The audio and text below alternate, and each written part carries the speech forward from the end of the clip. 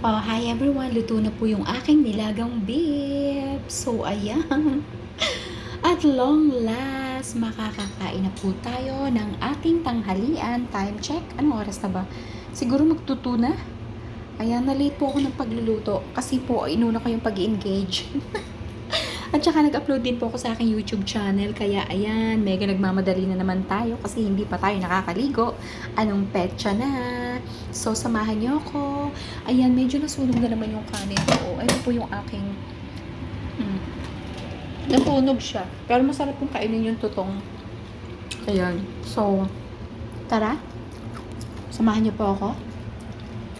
At last, makakakain na po tayo. Late nga lang po. 2:00 na po yata. Anong oras na nga ba? Parang 2:00 na. Hindi pa ako nakakaligo. So, kailangan magmabilis.